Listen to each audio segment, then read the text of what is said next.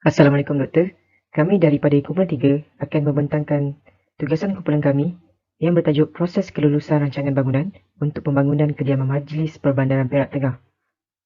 Ahli kumpulan kami terdiri daripada saya, Nurul Suhada, Nur Amirah, Nurul Aisyah dan Siti Zulaika. Sakura Bandar Universiti Serik Iskandar terletak secara strategik di bandar yang sibuk di Bandar Universiti Serik Iskandar Perak yang merangkumi sebanyak 410 buah rumah teras satu tingkat dengan kawasan tanah seluas 25 hektar. Ianya menekankan 3 konsep utama iaitu penekanan pada kehidupan yang lebih selesa, dibina dalam bandar yang sibuk serta fasad moden dan kontemporari. Pendahuluan. Persetujuan rancangan penyerahan adalah termasuk peraturan, undang-undang dan garis panduan untuk memastikan perkembangan yang sistematik dan lebih teratur. Pemahaman mengenai proses perancangan bangunan dan pembinaan adalah sangat penting. Proses kelulusan rancangan bangunan adalah untuk memastikan keberkesanan undang-undang dan amalan peraturan oleh kerajaan. Ini adalah desain pralantai dari pamflet rumah teras satu tingkat di Bandar Universiti Seri Iskandar Perak.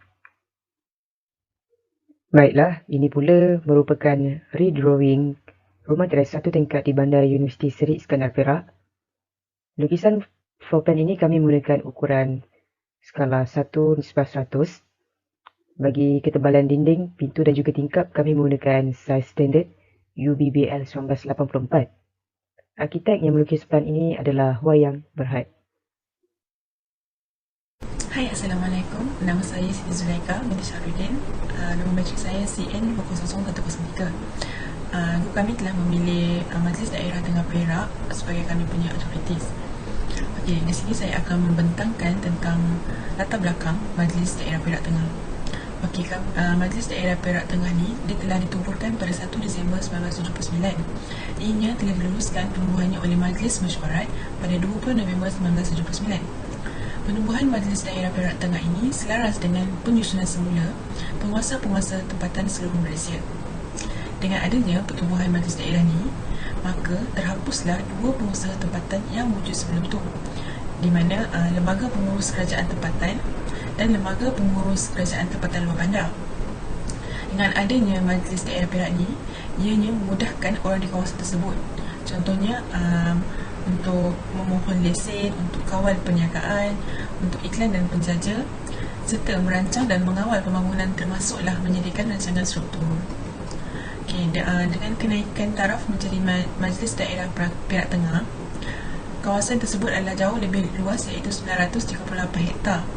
Agensi kerajaan dilantik for submission building plan, ianya untuk meneruskan pembangunan atau konfigurasi tertentu di lokasi tertentu dengan gambar dan spesifikasi yang disetujui untuk memastikan keberkesanan undang-undang dan peraturan pemerintah, keberkesanan undang-undang yang diundangkan dan jentera institusi yang menyertai di tingkat nasional, negara dan kota harus dinilai secara berkala, terutamanya bagi penjabat publik yang menyusun, mentadbir, memantau dan menegakkan undang-undang dan peraturan. Itu adalah untuk proses submission planning. Assalamualaikum warahmatullahi wabarakatuh, Doktor.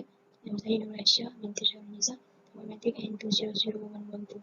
So, I will explain about body, step-by-step process of plan submission and rules involved in plan submission. So, body, we will start with body.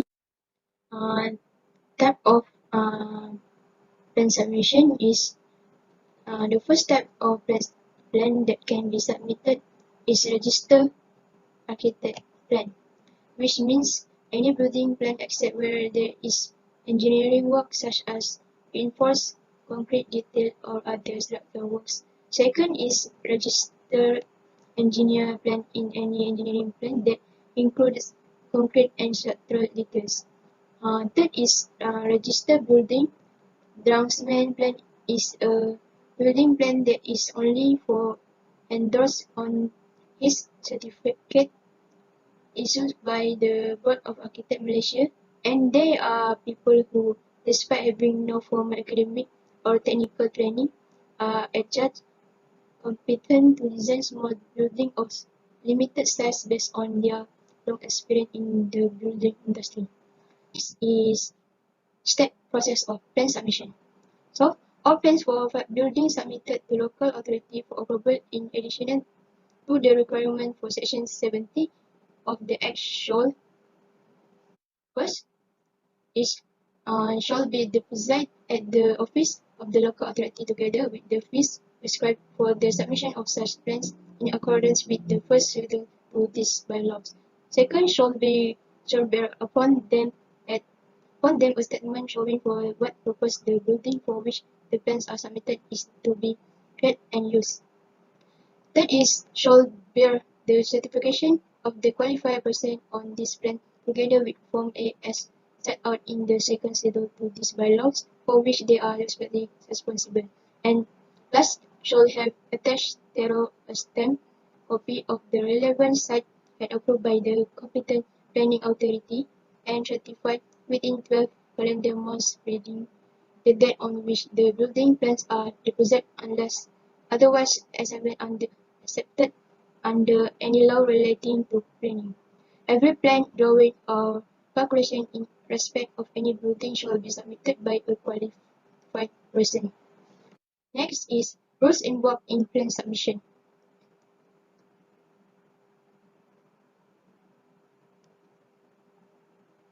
Okay, in general, building department has three main divisions that have the role of carrying out the department function as follows. Okay. First is administration division. Administration division handle all administrative matters, document processing, approving, recording, and all support tasks in all matters of this division in general. Okay, first is general admission unit. It's receiving, processing, and recording deposit and return of deposit, updating all application record. Second is enforcement, development, monitoring, administrative unit.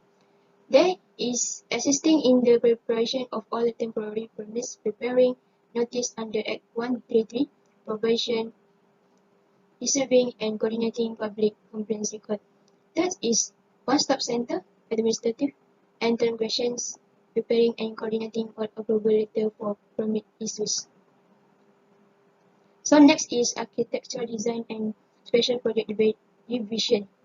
This is the main function of this division is to provide technical and professional service in the preparation of design and drawings or plan for the purpose of implementing the social projects. This division is divided into two units. It's responsible for this. One is design unit. Design unit carry out preliminary analysis and preparing the conceptual guidelines for the projects to be implemented based on the concept objective. Second is special project and research unit. There is carrying out research, legal and technical advisory service as well as preparing the development policies draft for the consideration. So, next roles is building control and enforcement division. First is housing, commercial, industrial, and institutional unit is processing and checking the new building approval application under the residence, commercial building, institutional, and industrial building stream. Second is resident building below 5 units control unit. Then processing the new building plans approval application for single house and residential houses of below 5 units. Third is telecommunication structure control and one-stop center coordinator unit. They coordinating all approval process action of the application for telecommunication system tower structure. And last is development monitoring enforcer unit is carrying out enforcement duties on the development project, carry out an investigation on illegal construction structure, the accredited and dangerous structure. That's all from me. Thank you. Assalamualaikum, nama saya Nur Amirah binti Muhammad Nasri, nombor matrik AN 200066. Okey, saya akan membentangkan tentang kelebihan dan kekurangan proses penyerahan plan projek kepada pihak berkuasa tempatan seperti Majlis Perbandaran Perak Tengah. Okey, kelebihan yang pertama adalah terdapat jaminan bahawa penyediaan dan pengemukaan lukisan-lukisan lain dalam keadaan teratur serta mengikut kehendak klien. Baiklah, sebelum orang utama yang mengemukakan ataupun lebih dikenali sebagai Principal Submitting Person (PSP) menyerahkan pelan bangunan ini kepada MPPT, mereka ini akan memastikan penyediaan dan pengemukaan lukisan-lukisan lain dalam keadaan teratur serta mengikut kehendak klien. Okey, baiklah, untuk kelebihan yang kedua pula ialah dapat menjimatkan masa. Untuk pengetahuan semua, kerajaan telah pun memperkenalkan sistem ePBT yang mana akan lebih mempercepatkan proses permohonan selain dapat membantu mengurangkan kos percetakan pelan khususnya bagi pihak pemohon itu sendiri. Okey, seterusnya ialah kekurangan proses penyerahan pelan projek adalah termasuk keperluan pembangunan tidak dinyatakan dengan jelas oleh pegawai MPPT itu sendiri. Okey, terdapat situasi di mana keperluan pembangunan itu tidak dinyatakan dengan jelas oleh pegawai MPPT yang kemudiannya mereka ini memerlukan keperluan lebih lanjut untuk penjelasan dan bantuan dari pegawai atasan. Okay, selain itu, berlakunya juga kelewatan penghantaran semula rancangan pembangunan selepas pertimbangan mesyuarat jawatankuasa OSC.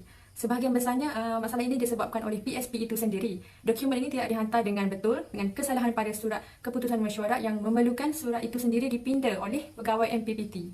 Bentangkan tentang peraturan yang ada di Malaysia berkaitan dengan harta tanah. Okey, kita ada 3 peraturan. Yang pertama ialah Akta Perancangan Bandar dan Desa 1976. Dalam bahasa Inggeris ni adalah Town and Country Planning. Okey, akta ini diperkuat kuasa di negeri pada tarikh yang ditentukan oleh pihak berkuasa negeri yang bersangkutan dengan persetujuan Menteri Perumahan dan Pemerintah Tempatan, negeri Sabah dan Sarawak serta wilayah Persekutuan Kuala Lumpur. Masing-masing mempunyai undang-undang perancangan masing-masing. Undang-undang baru pada asalnya mempunyai 9 bahagian dan 59 bahagian dan ia dipindah 4 kali antara tahun 1993 dan 2007. Akta Perancangan Bandar Desa ni satu undang-undang untuk kawalan dan peraturan perancangan bandar dan negara yang betul semenanjung Malaysia. Okey, untuk peraturan yang kedua ialah Akta Jalan Saliran dan Bangunan 1974. Okey, akta ni dia memindahkan dan menggabungkan undang-undang yang berkaitan dengan jalan, perparitan dan bangunan di kawasan pihak berkuasa tempatan di Malaysia Barat. Okey, undang-undang ni bermaksud dia menjadikan sistem standard di daerah pemerintah daerah Malaysia dengan menetapkan undang-undang untuk mengatur operasi seperti jalan raya, saluran air dan pembinaan di wilayah-wilayah tersebut. Okey, selain itu, penyelenggaraan, pembagian dan pengembangan serta pelebaran jalan semuanya dilindungi oleh undang-undang ini. Kerajaan tempatan atau orang-orang persedia dengan persetujuan dari pemerintah tempatan dapat membina jalan-jalan. Undang-undang ini dia juga menetapkan untuk pokok, pencahayaan, saluran paip air dan infrastruktur yang dibina di bawah atau di sepanjang jalan. Baiklah, yang seterusnya ialah apakah sijil yang terlibat dalam proses penyerahan rancangan ini? Okay, sijil utama yang terlibat dalam penyerahan rancangan ini adalah sijil penyiapan dan pematuhan ataupun lebih dikenali sebagai Certificate of Completion and Compliance ataupun iaitu CCC. Okay, secara mudahnya, CCC ini adalah sijil yang diperlukan apabila bangunan telah siap. Ia merupakan penilaian yang dilakukan oleh sekumpulan ahli profesional tertentu untuk memastikan bangunan tersebut dibina mengikut pelan yang asal, dibina dengan selamat dan sesuai untuk diduduki oleh klien. Kesimpulan, melalui penulisan artikel yang dilakukan oleh kumpulan kami mendapati bahawa perakuan bangunan untuk klien ini adalah sangat penting dari segi keselamatan. Semua pihak yang terlibat secara langsung ataupun tidak langsung dalam proses tersebut mereka ini perlu mengetahui fungsinya untuk memberikan perkhidmatan yang terbaik kepada masyarakat. Principal Submitting Person ini iaitu PSP ini memainkan peranan yang sangat penting untuk mengemukakan rancangan pembangunan dan memastikan kontraktor yang terlibat ini dalam satu projek itu membuat perbaikan ataupun pembetulan sekiranya berlaku ketidakpatuhan dalam projek tersebut. Kesimpulan yang saya dapat daripada membuat projek ini adalah saya dapat menjelaskan peranan dan undang-undang pihak berkuasa yang terlibat dalam penyerahan rancangan. Selain itu, saya mampu mengenal pasti aplikasi plan bangunan di daerah Majlis Perak Tengah dan dapat memahami mengenai proses penyerahan rancangan. Serta dapat kenal pasti batasan dan jangka masa yang diambil bagi setiap planning dan bagi setiap proses untuk membuat rumah. Selain daripada itu, saya dapat membuat reka bentuk rancangan perumahan baru dengan menggunakan kreativiti dan inovasi kita tersendiri. Itu sahaja daripada saya. Terima kasih. Kesimpulan yang dapat saya buat melalui penulisan artikel ini ialah kita perlulah menyiapkan diri dari segi kemahiran, ilmu pengetahuan dan perlulah ada pengalaman sebelum menceburkan diri dalam bidang pekerjaan kelak. Tujuan ini supaya kita dapat bersaing dengan orang sekeliling. Melalui projek ini juga saya dapat ilmu serba sedikit tentang bagaimanakah proses penghantaran pelan itu dilakukan kepada pihak berkuasa tempatan.